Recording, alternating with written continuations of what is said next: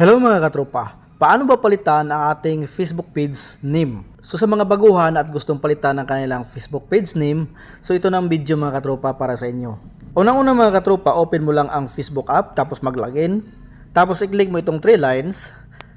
Click mo lang itong arrow mga katropa at hanapin mo dito ang Facebook page na gusto mong palitan ang pangalan. Okay, so i-click mo lang. So kapag nandito ka na sa Facebook page mo mga katropa, i-click mo lang itong profile or 3 lines sa taas.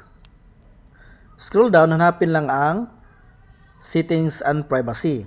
Okay. Tapos i-click itong settings. So dito mga katropa, scroll down lang natin. Hanapin lang natin itong page setup. Okay, click natin. At dito mga katropa, makikita natin ang ating pangalan sa Facebook page. I-click lang natin.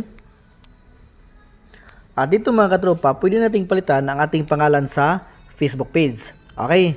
So ito na mga katropa ang ating pangalan sa Facebook page. Click mo lang at i-delete.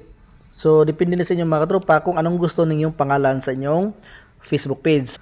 So kapag napalitan na ang inyong pangalan sa Facebook page mga katropa, ay hindi nyo mapapalitan hanggang 2 buwan or 60 days. Okay, so maghintay kayo ng 2 buwan bago nyo mapalitan ulit. So applicable lang ito mga katropa sa mga baguhan at maliit pa lang ang mga followers dito sa Facebook. So kahit marami ka ng mga followers mga katropa at gusto mong palitan ang pangalan sa inyong Facebook page, ay pwede pa rin. So kung hindi pa rin mapalitan ang pangalan sa inyong Facebook page mga katropa, ay mag-comment lang kayo sa baba.